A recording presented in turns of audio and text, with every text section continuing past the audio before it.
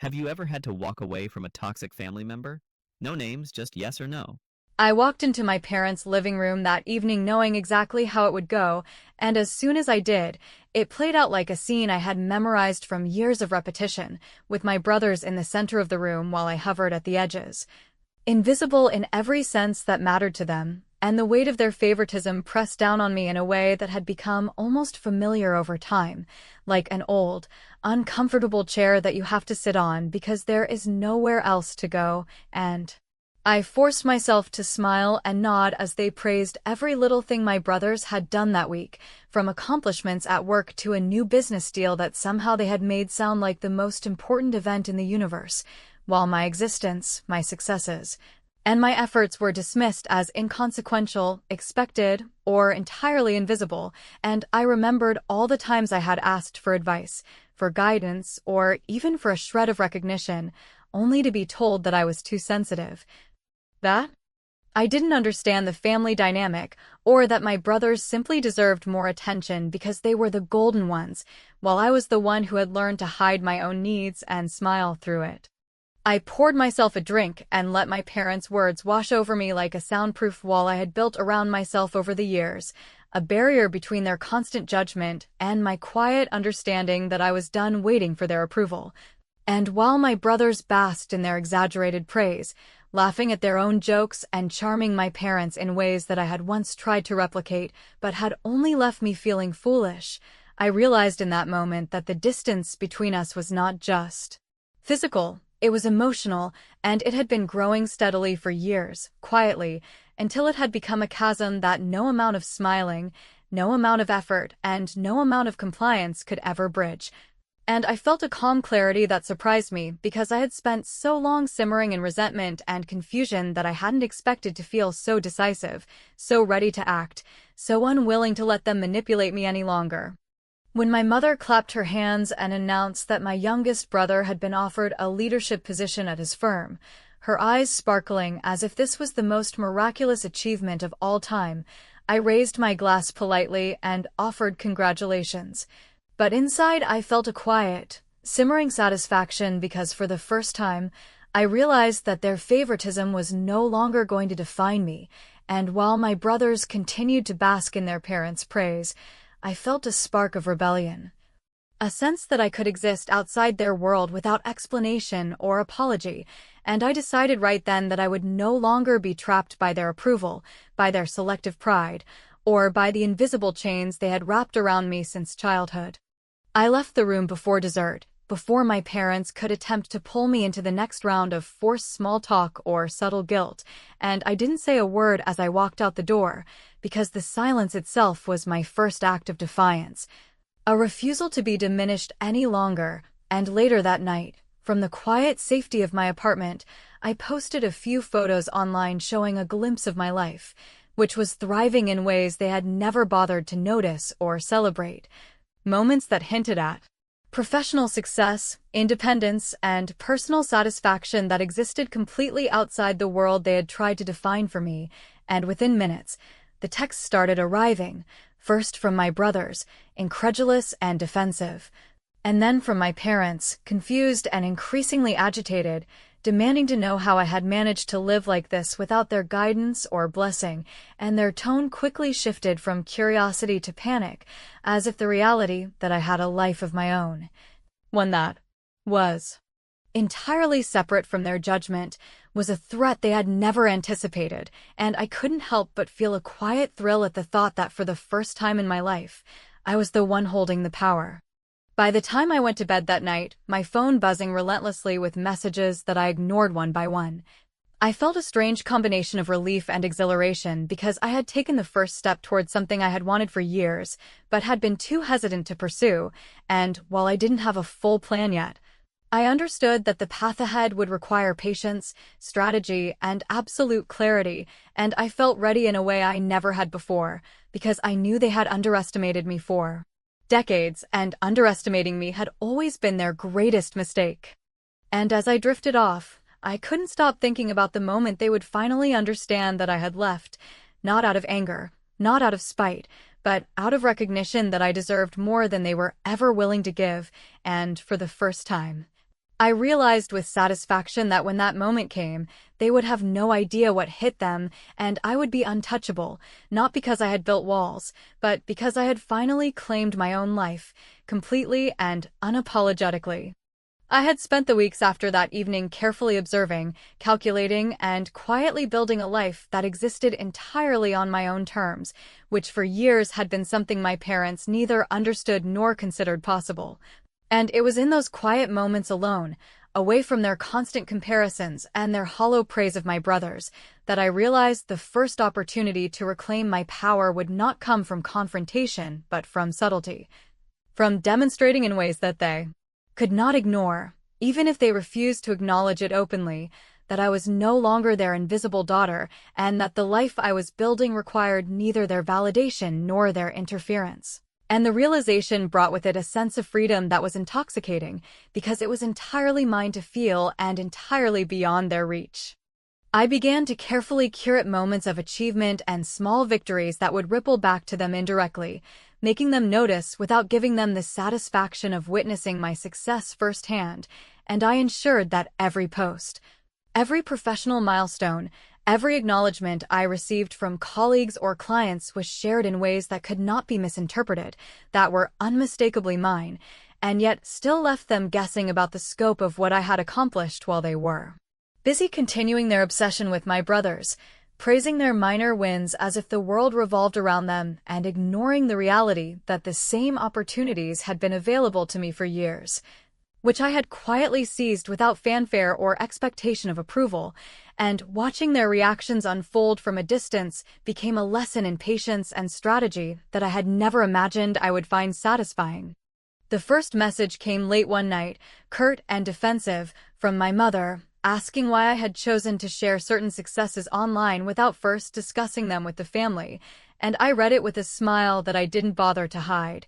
because I had anticipated this exact reaction and had no intention of offering justification, no matter how polite or measured the question might have sounded on the surface, and when my father followed with a long-winded email that attempted to frame my independence as a betrayal, highlighting my brother's sacrifices and their supposed loyalty, I realized that the time for subtlety was nearing its end and that my next step needed to be precise, clever, and emotionally undeniable. Something that would leave them questioning not only their assumptions about me, but also their own judgment and the illusion of control they had clung to for decades.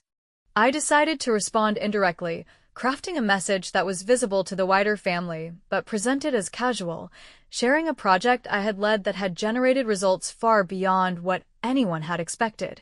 A professional triumph that subtly exposed their years of neglect and underestimation, and I watched as the responses began trickling in, first from distant relatives who had always regarded me with mild curiosity and polite admiration,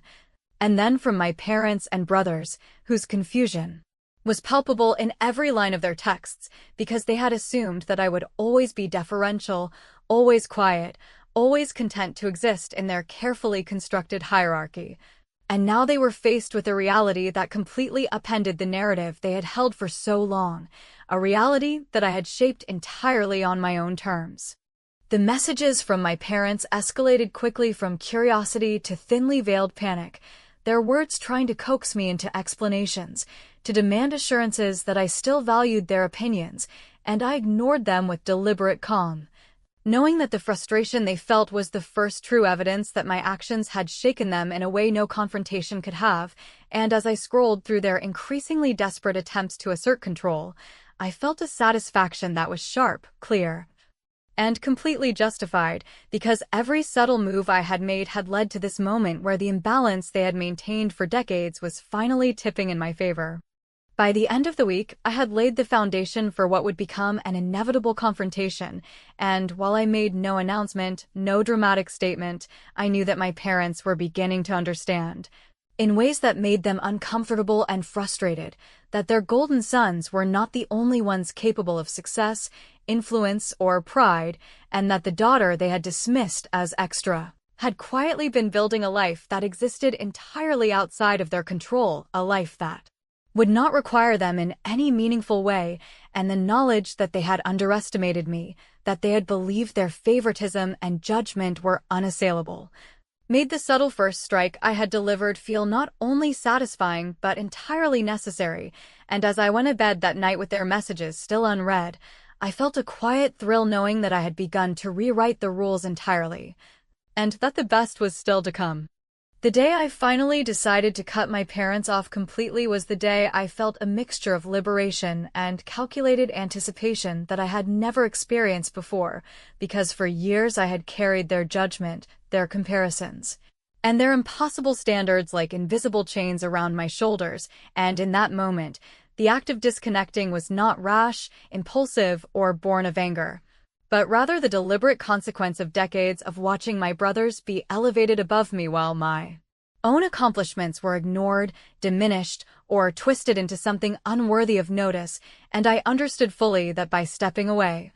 I was not only reclaiming my own life, but also forcing them to confront the reality that the daughter they had dismissed as extra was finally defining herself entirely outside of their world, their influence, and their arbitrary hierarchy. I drafted my message carefully, spending hours considering each word, each punctuation, and each subtle nuance, because I knew that once it was sent, there would be no taking it back, no softening the impact, and no opportunity for them to manipulate or guilt me into returning. And in that message, I laid out a version of truth that they had never been willing to see before, articulating clearly that their favoritism, their dismissals, and the constant elevation of my brothers had not only hurt me but had also shaped the way I viewed family, loyalty, and self-worth, and that while I bore no desire to punish them or escalate conflict, I could no longer participate in a system where my presence was treated as optional, invisible, or inferior, and that my decision was irrevocable, my boundaries absolute, and my life fully my own from that moment forward. The reactions were instantaneous and explosive, as if my words had detonated in the carefully controlled bubble they had constructed around our family, with my parents' messages quickly escalating from disbelief to outrage, their tone shifting from shock to thinly veiled accusation as they demanded explanations, begged me to reconsider, and tried to guilt me into submission by referencing everything from my childhood sacrifices to my brother's supposed hardships. And I read each line with a calm clarity that only came from years of preparing for this, understanding fully that no amount of pleading or manipulation would alter the fact that I had finally recognized my own value and refused to negotiate it with anyone who had spent decades undermining it. My brother's reactions were a different form of frustration and confusion, as they oscillated between defensiveness and envy, unable to comprehend how I had quietly cultivated a life that existed entirely outside their awareness and their influence. A life that suddenly highlighted everything they had taken for granted about the family dynamics they had long assumed were untouchable, and as I watched their texts multiply, their attempts to draw me back, their subtle jabs disguised as concern, I realized that the power in this situation was no longer theirs, because for the first time, I held the narrative entirely in my hands, and their frantic need to reassert control only confirmed that my departure was as destabilizing for them as it was empowering for me, a revelation that left me both vindicated and exhilarated in equal measure. By the second day, the emotional intensity had escalated into full-blown panic on their part, with my parents calling, texting, and even showing up at my apartment. Each action revealing the depth of their shock and the complete absence of preparation for a scenario in which I would refuse to comply with their expectations, and as I calmly declined to engage in arguments, explanations, or confrontations, I could sense their frustration growing into desperation, which only reinforced the impact of my decision and the inevitability that my absence would become a mirror reflecting the very neglect and favoritism they had imposed upon me for years, forcing them to recognize, whether willingly or not, that the daughter they had treated as optional had finally asserted her independence with authority, precision, and emotional clarity. The most satisfying part of this unfolding chaos, however, was not simply watching them scramble or listening to their frantic attempts to reclaim influence over my life, but understanding that my exit had exposed a truth they had long refused to acknowledge, that their preferential treatment of my brothers had created a family structure that was fragile, imbalanced, and incapable of sustaining itself without the very daughter they had dismissed, and that no amount of pleading, persuasion, or entitlement could erase the reality that I had chosen myself, my life, and my happiness over their approval, and in that choice lay a quiet, unassailable victory that was as emotionally profound as it was psychologically irreversible, leaving me confident that the next chapter would not be about their attempts to manipulate me back, but about me building a life that existed entirely on my own terms, beyond their reach, beyond their judgment, and infinitely beyond their power. After weeks of carefully maintaining my distance and watching my parents' confusion escalate into frustration that bordered on panic, I realized that it was finally time to deliver a move that would leave them with no room to manipulate, rationalize, or dismiss the reality I had created. And in that moment, I understood that the ultimate form of power was not simply silence or avoidance, but a revelation so precise and undeniable that it would force them to confront everything they had ignored, neglected, or deliberately minimized about me for decades, and that this revelation would be emotionally explosive because it was rooted not in anger or vindictiveness, but in the irrefutable truth of my own accomplishments, my independence, and the unshakable confidence I had cultivated in the space they had refused to recognize. I began by strategically sharing information with extended family, colleagues, and people who had long respected my work and my judgment, framing it in a way that highlighted my successes while subtly exposing the contrast between the life I had built and the assumptions my parents had made about me for years, and I did so in a manner that left no direct confrontation, no pleading, no attempt to persuade or apologize, only clarity, accuracy, and undeniable proof that the daughter they had dismissed as extra had quietly exceeded every expectation they had ever set, and as their responses began filtering back to me, I could feel the first tremors of panic and disbelief ripple through my parents' carefully curated sense of superiority. A sensation that was at once satisfying, profoundly validating, and emotionally exhilarating because it revealed how powerless their favoritism had left them against the life I had constructed entirely on my own terms. When I finally decided to initiate direct contact, it was not with anger, lectures, or explanations, but with an invitation to a simple conversation that carried all the weight of my accumulated independence, success, and clarity. And when they arrived, eager to reclaim some semblance of control or approval, I calmly outlined what they had ignored for years, what they had minimized in favor of my brothers, and how their choices had shaped my decision to withdraw entirely. Presenting facts about my life, my work, my achievements, and my financial independence in a way that could not be argued with, questioned, or reframed, while simultaneously remaining emotionally measured, because I understood fully that the most devastating impact would come not from shouting or pleading, but from the stark, undeniable presentation of the truth. The realization that dawned in their eyes as they absorbed the scope of my life, independent of their influence, was something I had anticipated but still found profoundly satisfying because it combined shock, confusion, and the dawning recognition that the daughter they had treated as optional had been quietly orchestrating a life that neither required their validation nor their presence, and that all their assumptions about superiority, entitlement, and family hierarchy had crumbled in the face of evidence they could not deny. And watching them process this while I maintained calm, measured composure was a lesson in the power of restraint, strategy, and long-term planning because it demonstrated that real influence comes not from yelling, manipulating, or forcing others to understand, but from quietly achieving, positioning, and then allowing the consequences to unfold.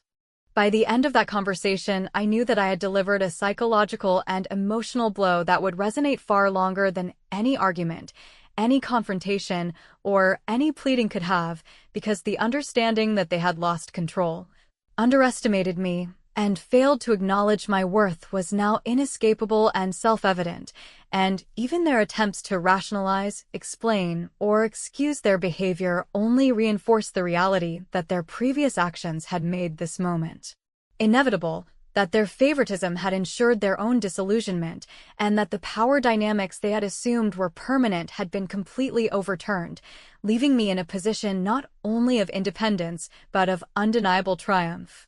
As I left them to process the revelation, I felt an unshakable certainty that the final stage of this journey, the culmination of all the planning, patience, and calculated restraint I had exercised, would solidify my victory entirely. And that when the ultimate payoff came, it would not feel like revenge in the petty sense, but rather a masterstroke of emotional clarity, strategic brilliance, and personal justice that would leave them understanding, in ways they could not avoid or deny, why I had chosen myself, my life, and my happiness above all else, and why there would never be a return to the world in which I had been treated as secondary, invisible, or disposable. The moment I had been working toward for years finally arrived not as a sudden event, but as a carefully orchestrated culmination of every choice, every boundary, and every calculated step I had taken to assert my autonomy. And as I prepared to execute the final move, I understood with a clarity I had never felt before that the power I held was not in confrontation, not in anger, and not in revenge for revenge's sake, but in demonstrating through undeniable, carefully documented proof that the daughter they had treated as secondary, invisible, and dispensable had built a life so complete, so independent, and so remarkable that their attempts to undermine, diminish, or control me were utterly meaningless, and that the consequences of their favoritism, negligence, and disregard were now fully apparent, leaving them with no explanation, no argument, and no recourse other than the stark recognition of the reality they had ignored for decades. I orchestrated a meeting that included extended family, mutual acquaintances, and even some professional contacts whose respect and acknowledgement carried weight, all under the guise of a casual gathering, because I knew that witnessing the truth in a controlled, undeniable environment would magnify the impact far beyond what any one-on-one confrontation could achieve. And as the room filled with conversations and laughter, I allowed my parents to believe that they were still in a position of influence, that they could participate without losing face, all the while knowing that the revelations I had prepared would land with the full force of consequence and clarity at exactly the right moment, forcing them to confront the disparity between their assumptions and the reality of my accomplishments. When the time came, I spoke with deliberate calm, narrating my life, my successes, my independence, and the careful choices I had made to build a future completely unbound by their judgment or favoritism, and as I spoke, I presented evidence, stories, and examples in a way that could not be minimized, refuted, or rationalized, making it impossible for anyone in the room, including them, to maintain the illusion that I was anything less than capable, accomplished, and entirely self-sufficient. And I watched as the shock, disbelief, and dawning recognition spread across their faces in a way that was both thrilling and deeply satisfying, because for the first time, the consequences of their choices were no longer abstract, distant, or theoretical, but tangible, visible, and undeniable, a reality that they could not control, rewrite, or escape. The reactions were instantaneous, ranging from panic to attempts at justification, from disbelief to thinly veiled anger, and while my parents scrambled to regain a sense of control or to deflect attention, it became painfully clear that their attempts were futile because the narrative had shifted completely. The daughter they had dismissed as extra was now in command of the story, the environment, and the truth. And there was no plausible way for them to reclaim their former authority without acknowledging the magnitude of their misjudgment and the extraordinary life I had quietly built outside of their approval. The final act, the move that cemented my freedom, was both simple and devastatingly effective. I had arranged for the financial independence, career recognition, and personal milestones I had accumulated over the years to be documented and acknowledged publicly at that very gathering, making it impossible for anyone to claim ignorance or diminish the reality of my achievements.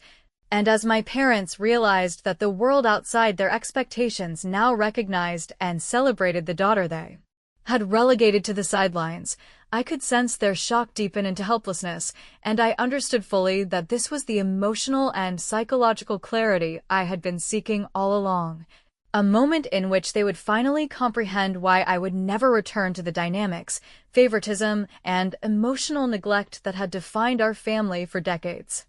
As the event concluded, I left with a sense of calm triumph, watching them process the consequences of their behavior, understanding that while they could attempt to rationalize, blame, or rewrite history, the truth was irrevocable. I had chosen myself, asserted my boundaries, and achieved a life of independence and recognition that existed entirely beyond their influence, and in that realization lay the satisfaction, the emotional closure, and the brilliance of the plan I had spent years crafting, leaving them to confront the reality that the daughter they had ignored, dismissed, and treated as secondary had emerged victorious, untouchable, and entirely on her own terms, and that there would never be a return, a compromise, or a reversal. Because the final move had been made, executed with precision, and sealed with undeniable authority.